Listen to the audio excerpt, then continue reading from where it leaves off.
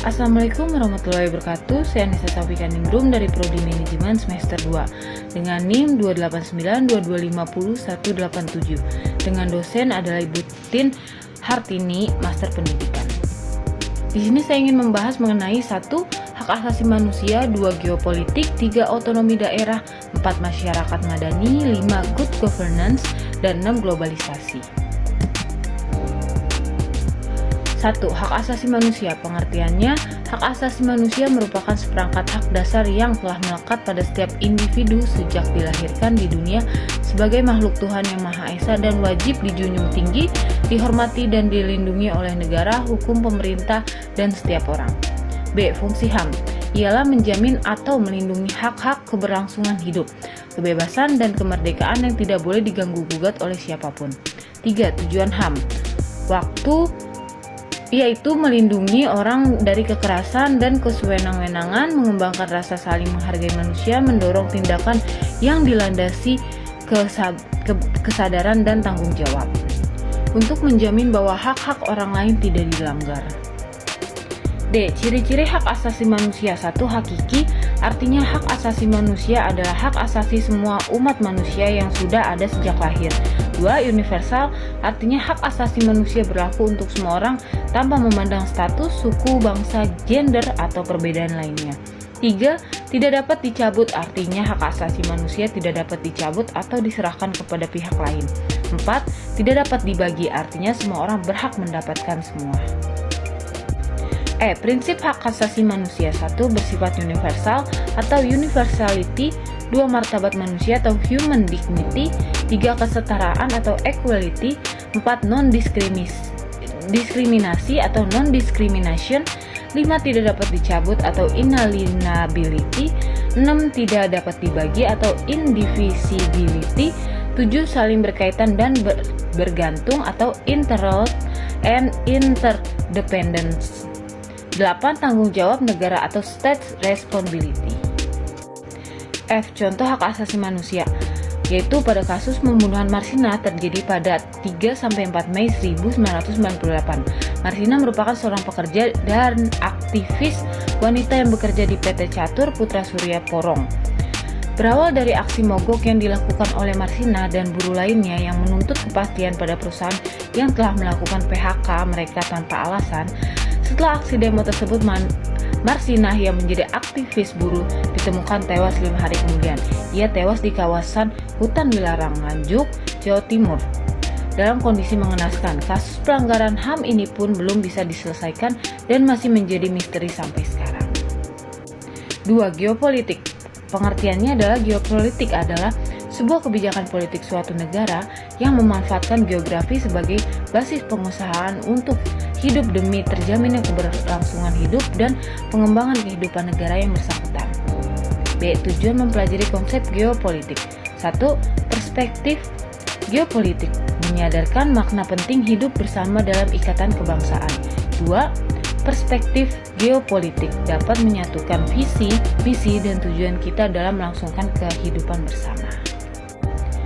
C. Unsur geopolitik. 1. Konsepsi frontier atau batas imajiner dari dua negara. 2. Konsep politik kekuatan yang terkait dengan kepentingan nasional. 3. Konsepsi keamanan negara dan bangsa sama dengan konsep ketahanan nasional. D. Contoh geopolitik, yaitu wawasan Nusantara.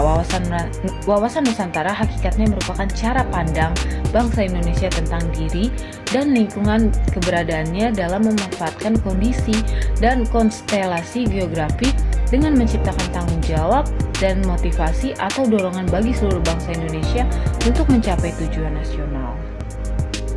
3. Otonomi daerah. Pengertian otonomi daerah adalah hak dan kewajiban daerah otonom untuk mengatur dan mengurus sendiri urusan pemerintahan dan kepentingan masyarakatnya sesuai dengan peraturan perundang-undangan pasal 1 ayat 5 dan 6 Undang-Undang Nomor 32 Tahun 2004. Daerah otonom adalah sebuah daerah di dalam suatu negara yang memiliki kekuasaan otonom atau kebebasan dari pemerintah di luar daerah tersebut. B. Asas-asas pelaksanaan pemerintahan daerah. 1. Asas desentralisasi, 2. Asas dekonsentralisasi, dan 3. Asas tugas pembantuan. C. Asas-asas pelaksanaan otonomi daerah. 1. Otonomi luas. 2. Otonomi nyata. 3. Otonomi yang bertanggung jawab. D. Tujuan penyelenggaraan otonomi daerah. 1. Peningkatan pelayanan dan kesejahteraan masyarakat yang semakin baik. 2. Pengembangan kehidupan demokrasi, keadilan, dan pemerataan. 3. Pemeliharaan hubungan yang serasi antara pusat dan dengan daerah dan antar daerah dalam rangka menjadi keutuhan NKRI. E. Sasaran yang akan digapai melalui kebijakan otonomi daerah. 1. Peningkatan layanan publik. 2. Kesetaraan hubungan antara pemerintahan pusat dan pemerintahan daerah. 3. Pemberian jaminan antara peningkatan rasa kebangsaan, demokrasi dari kesejahteraan masyarakat. Keempat adalah menciptakan ruang yang lebih luas bagi kemandirian daerah. Dan kelima, pengembangan kreativitas masyarakat dan aparatur pemerintahan daerah. F. Contoh otonomi daerah. Program otonomi daerah atau OTDA melalui pemekaran daerah di Indonesia telah memasuki usia 27 tahun. Secara umum, pelaksanaannya di Kaltim berjalan sukses. Sejak awal pelaksanaan hingga saat ini, OTDA di Kaltim berjalan sukses, bahkan banyak daerah sudah berkembang dengan baik, kata Gubernur Kaltim di Dr. Haji Awang Faruk Ishak pada peringatan Hari Otonomi Daerah 22 tahun 2018 di Samarinda, Rabu tanggal 25 April. Daerah-daerah yang telah dimekarkan atau dipisah dari daerah induk mengalami kemajuan pembangunan dan pertumbuhan ekonomi cukup pesat. Di antaranya Kota Bontang dan Kabupaten Kutai Timur atau Kutim, serta Kabupaten Kutai Barat atau Kubar. Hasil pemekaran dari Kabupaten Kutai Negara atau Kukar. Selain itu, Kabupaten Penajam Pasir Utara atau PPU merupakan kabupaten hasil pemekaran dari Kabupaten Pasir. Juga kabupaten yang baru dibentuk daerah otonomi baru atau DOB dari Kabupaten Kubar, yakni Kabupaten Mahakam Ulu atau Mahulu. Sebelumnya ada beberapa kabupaten di wilayah Kaltim juga mengalami pemekaran sebelum disahkannya menjadi Provinsi Kalimantan Utara atau Kaltara. 4. Masyarakat madani. Pengertiannya adalah terjemahan dari civil atau civil society, yang berarti masyarakat yang berperadaban. B. Unsur-unsur terbentuknya masyarakat madani. 1. Adanya wilayah publik yang luas. 2. Demokrasi. 3. Toleransi. 4. Pluralisme. Dan 5. Keadilan sosial. Ciri-ciri masyarakat madani. 1. Menjunjung tinggi nilai kebangsaan. 2. Memiliki peradaban yang tinggi. 3. Mengedepankan kesejahteraan dan kederajatan dan transparansi. 4. Ruang publik yang bebas. Dan 5. Supremasi hukum. D. Pilar masyarakat madani. 1. Adanya lembaga swadaya masyarakat. 2. Adanya pers. 3. Adanya supremasi hukum. 4. Adanya perguruan tinggi. 5. Adanya partai politik. E. Tujuan masyarakat madani. A. Tujuan masyarakat madani adalah terpenuhnya kebutuhan dasar individu, keluarga, dan kelompok dalam masyarakat. 2. Tujuan masyarakat madani adalah berkembangnya modal manusia atau human capital dan modal sosial atau social capital yang kondusif bagi terbentuknya kemampuan melaksanakan tugas-tugas kehidupan dan terjadinya kepercayaan dari relasi sosial antar kelompok. C. Tujuan masyarakat madani adalah tidak adanya diskriminasi dalam berbagai bidang pembangunan atau dengan kata lain terbukanya akses terhadap berbagai pelayanan nasional. F. Contoh masyarakat madani. 1. Reformasi. Pemilihan umum atau pemilu yang telah dilangsungkan pada tanggal 7 Juni 1999 yang silam adalah tonggak penting dalam upaya bangsa Indonesia melepaskan diri dari belenggu otoriter dan menumbuhkan masyarakat madani yang demokratis. Kejadian ini ialah suatu perwujudan dari semua semangat reformasi yang dibangkitkan oleh para mahasiswa Indonesia di awal dan pertengahan tahun 1998. 5. Good governance. A. Pengertian good governance adalah penyelenggaraan pemerintahan yang solid, bertanggung jawab, dan efisien untuk mencapai kehidupan yang dapat dipertanggungjawabkan. B. Prinsip good governance. 1. Partisipasi masyarakat. 2. Supremasi hukum. 3. Transparansi. 4. Stakeholder. 5. Berorientasi pada konsensus. 6. Kesetaraan. 7. Efektivitas dan efisien. C. Unsur good governance. 1. Akuntabilitas. 2. Transparansi. 3. Keterbukaan. D. Tujuan good governance. 1. Menciptakan birokrasi yang bersih.